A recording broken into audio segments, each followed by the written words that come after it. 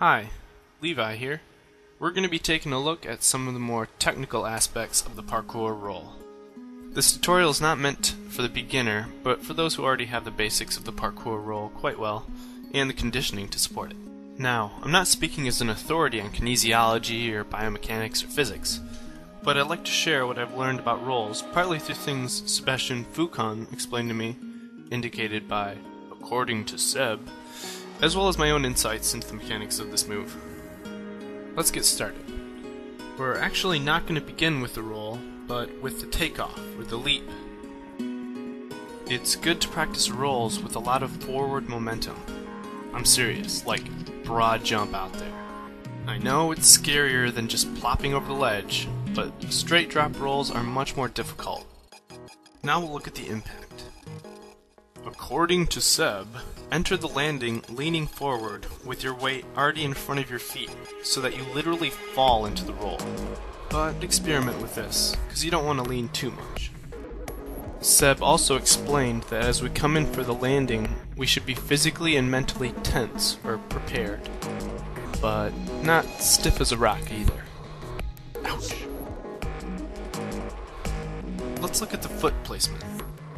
Once you start getting into more serious drops, you have to land with your feet parallel and square in the direction you're traveling, at a bit less than shoulder width.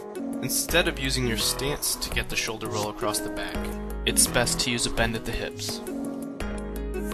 Immediately after your feet make contact, you should push against the ground, engaging your glute hamstring chain as if standing up out of a squat. Here's where things get complicated.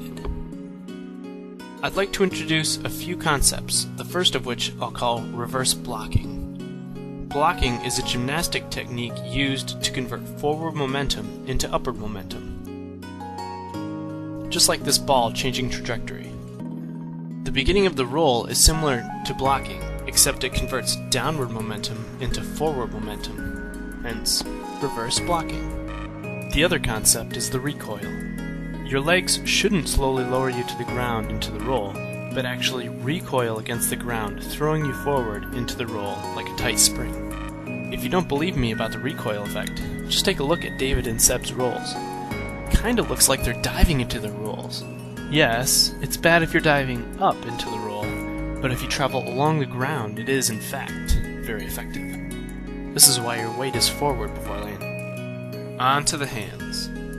There are generally two different but valid techniques. The first one involves one arm scooping under the opposite armpit along the ground, palm up. The other is planting both palms on the ground off-center. Often, people place the hands too close to the feet as a consequence of compressing into the roll instead of recoiling. Remember, if you're properly recoiling, your legs should almost be fully extended by the time your hands touch. Take note of the legs and how far the hands are from the feet here. As Seb teaches, the point of the roll is to disperse the impact along the ground through the roll. The more surface area it's dispersed over, the lower the average pressure. So you want your roll to take up as much distance as possible, within reason. Since my legs were extended going into the roll, when I get to my back, it's time to tuck my legs in tight. This increases my rotational speed, just like a gymnast tucking in the air or an ice skater pulling in his arms.